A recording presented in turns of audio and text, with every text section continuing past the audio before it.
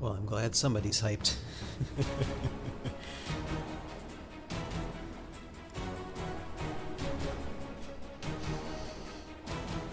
Good evening, good evening, good evening.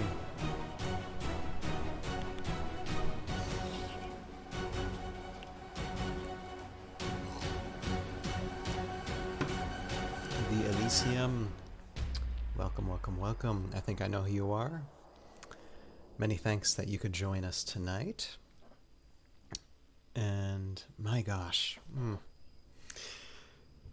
we are halfway through this. It only took 5 years. We have the end of season 2. We're going to see it live tonight for the first time, May 13th, 2020. And then in the next few days, we'll be releasing. Yeah, I figured it was you, Jeremy. Like I said, glad you could be on board. It's awesome that we made it this far.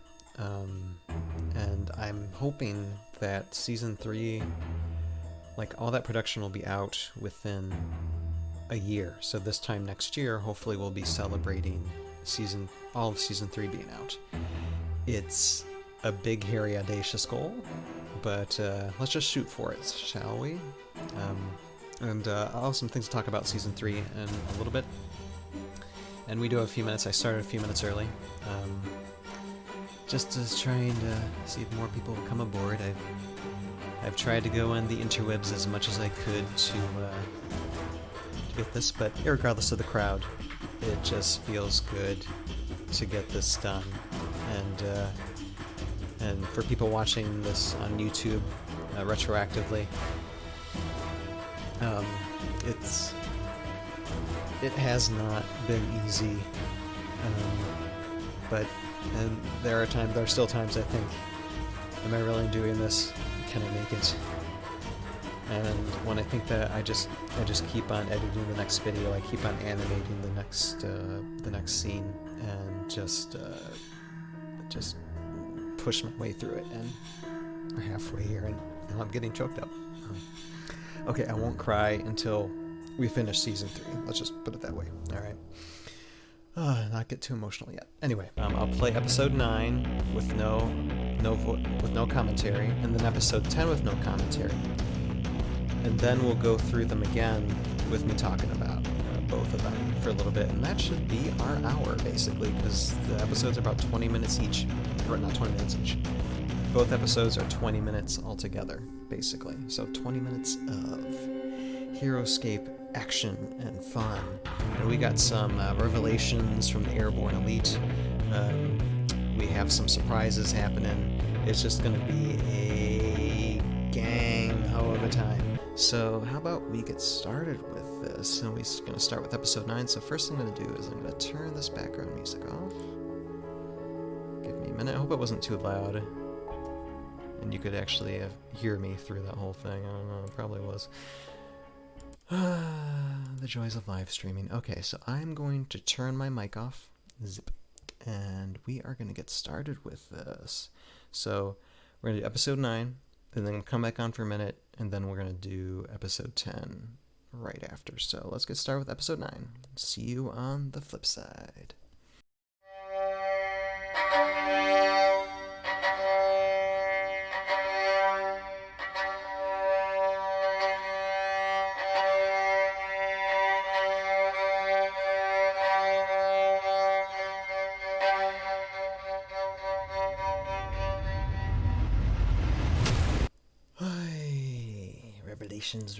Revelations. Yeah. So that ended kind of suddenly, huh? Okay, we're gonna continue with episode 10 then.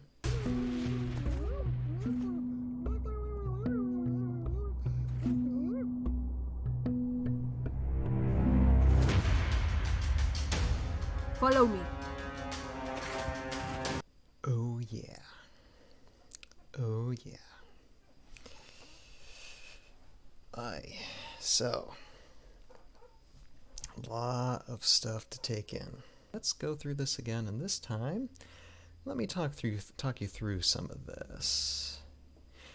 Yeah, for sure, cliffhangers are nice. Yep, and there are a few, some obvious ones, but just there are lots of things that haven't resolved themselves, and we'll start talking about some of them. Okay, so let us start episode 9 again, and we will start talking about that.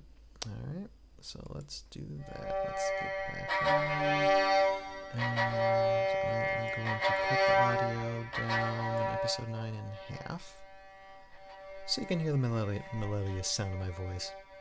Now we come into this episode from a cliffhanger from episode 8, seeing what basically the resolution is from Kurok, trying to take these elementals for his own, and we can see that there was also a big mystery, Sujuwa, whether Sujuwa was an enemy or a friend. Now I realize, oh, Sujuwa is actually a friend, is actually against Kurok and these spiders attacking and all that. So Sujuwa is a good dragonfly, good humongous giant dragonfly to have on your side. But I wanted to kind of keep that with a few episodes up in the air, whether or not, was Sujuwa a friend or foe, and kind of looking more like foe, and then comes out, oh, nope, Sujuwa is actually a friend. Anyway, so this is a very interesting scene where basically Mariko kind of dies, and Water Elemental ends up saving her because of the ability that the Prime Water Elemental has, is to merge with somebody, and combining their life forces together can potentially save a dead or dying figure. So yeah, this was a really dramatic moment, and kind of gave Mariko a little bit more depth into her character, since she is relatively new character into the series, not really with Jandar. I mean, she's in the Ular faction, but not really allies, since factions aren't really allies with each other at this moment in time within this series. So that just gave her a little bit more depth, a little bit more connection to the characters here and to the quest. And I wanted to give certain characters, good guy characters, a link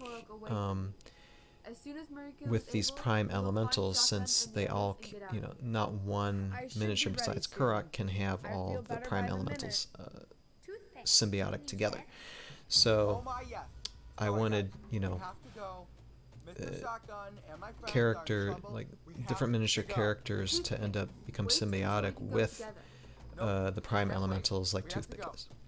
So Mariko would be the second one, then. And we can see that Mariko has now new abilities with the extrasensory perception that an elemental can have, apparently. We're just making that up. Okay? But yeah, they have sensory perception on what's going around them, even miles away, and then obviously they can sense other prime elementals and where they're located, kind of vaguely, at least directionally, like a compass. We see here the spiders are still giving them trouble. So this is basically a continuation of the fight that we saw in episode 7. And we have Henderson and Lieutenant Dan, predictably, bickering back and forth. And then we got Toothpick here, trying to find them, rushing to help. And I love this little scene because it just,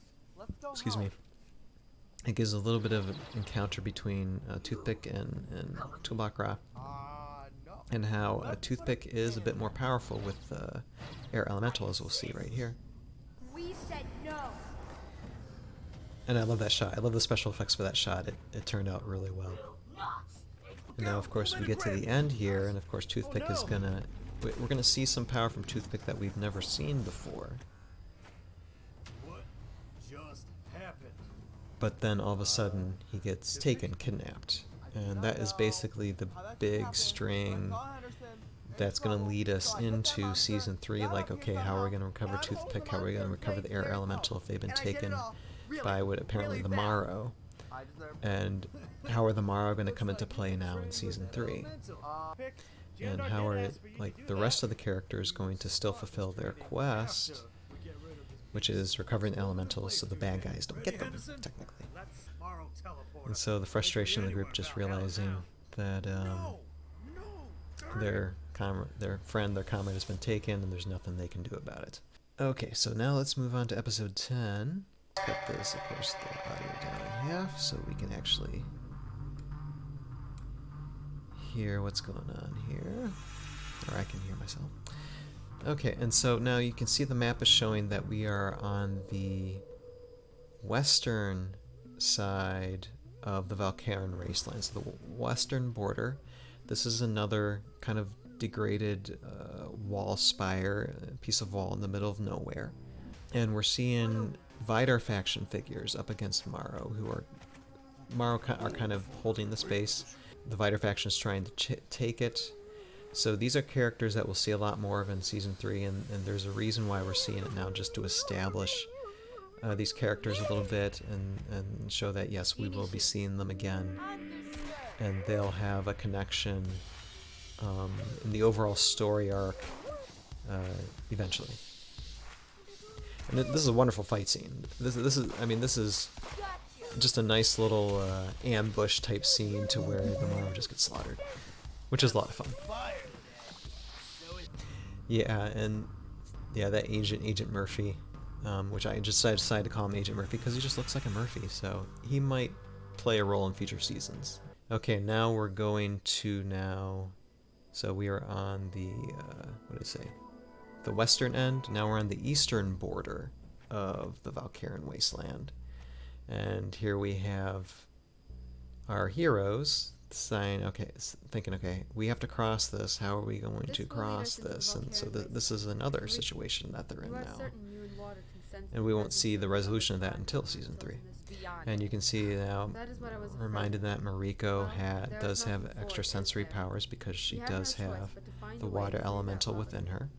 And she can sense, the other prime elementals all on the other side of the Valkyran wasteland.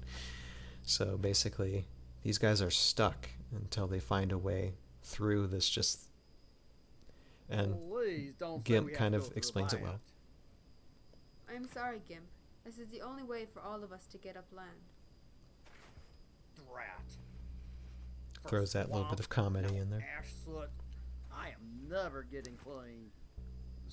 And so now, of course, this is we're halfway through, this story, and so usually, we will get him back. Cookie cutter, you're gonna have your heroes be going through some type of situation, some type of dilemma where they've been hurt, and something that's hurting them to the core. I always do. Tupic would not have made that attempt to Excuse me. save me. That's enough, Henderson.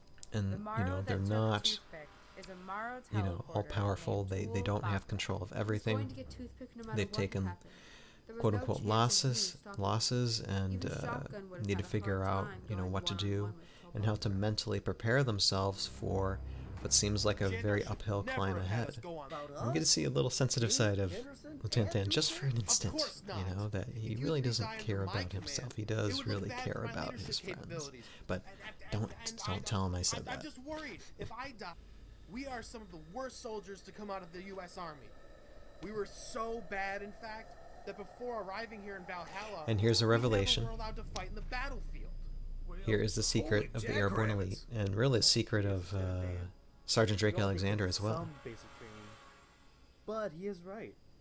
Outside of that, all we did was help sell war That bonds. as they're space soldiers, reformers. but they're some of the worst soldiers to come out of the U.S. Army. They're not the best. It was the stage They are not reformers. elite. They're just Slave regular troops guys. that were on And leave way worse or- than that, they are So, actors. all of you was, Yes, we were actors And for the one of the Army. reasons why I But on kind that of played into performance that day, is for because so some many reason, people we like were given live weapons there's by an mistake. animated sequence If Jandar introducing would not the have told us what he Heroscape did, game. we would have died from that accident.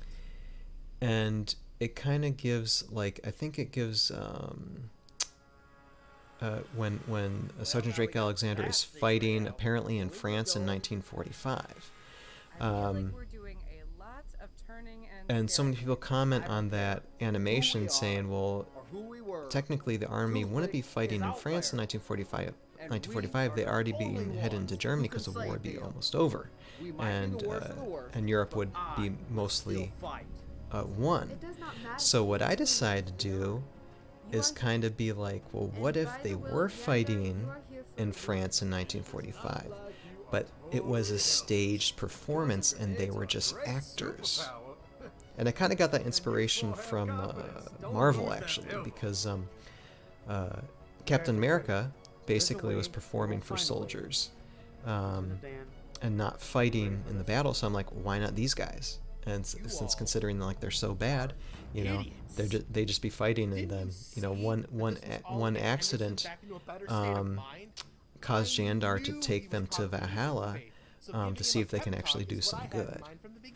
Yeah, so I mean, a lot of people might like that revelation about the Airborne Elite, at least according to Tales of Valhalla. Anybody can make up their own revelations if they want to. But I mean, I just think it just makes them more human, make them more real, make them realize that, you know, they're not superheroes. They're just guys. They're just trying to live, you know, through everything up against these expectations and bad guys that are way beyond them, but they're going to do it no matter what. Yeah, Jeremy says it gives them a little bit more humanity. Exactly. Okay, and now let's see here. We get to Gear and Lightfall, and we saw them a little bit in the end of season 1, and now we see them again here at the end of season 2. And these are some of my favorite characters, even though we see them just a little bit. These guys will play a much bigger role in season 3. And I'll even give a little bit of spoiler. They're actually going to be joining the Airborne Elite and friends on their quest. And they'll just make the comedy just that, just make everything so much more funny and that much more intense. It really will. And you see we got Drake Alexander and Raylan there, and Sergeant Drake Alexander finally in the flesh. We see him. He'll be more in the flesh in season 3. Yeah, give a shout out to High Ground Tiles. You see them throughout episode 10, and you'll see them a lot more in season 3. Like episode 10, you saw them actually at the beginning. There's like rock terrain tiles. There's lava tiles from High Ground. You see these sand tiles. And you're going to see a lot more of their terrain come season 3. And so here is the end credit sequence. And again, just naming everybody that I thanked earlier. I couldn't ask for a better group of people, and all volunteering their time. So again, thank you guys for all your work and help, and thank you into season 3 as well, because there are a couple characters we haven't revealed yet. There's a few people like Mr. Jojo Crazy, who just actually came on board just a couple months ago, and he'll be playing some characters in season 3 as well. And so just glad to have people come on board, even at the last minute.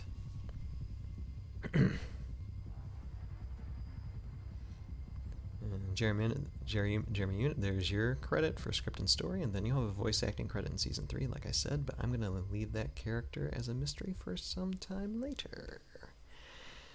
Yeah, quest will continue in season 3. For those of you who are watching this on the Tales of Valhalla YouTube page, this is the edited down version of what is an hour and like 15-minute live stream.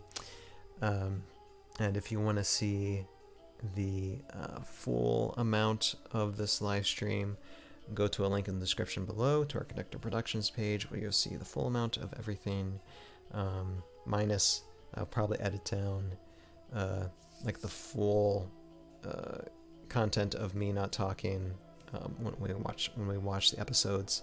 I usually edit those down, but you can see those episodes on YouTube anytime when this live stream comes out. So go ahead and click a link in the description below, or you should be able to see something on the screen here. And thank you everybody for watching. Jeremy, a couple of you have joined us on Twitch, and we'll see you guys next time. And we are just going to be getting into season 3 and just start production pretty much right away. So stay tuned, and just get ready for a fun time this year. So, talk to you guys later. Have a good night. And yeah, until next time.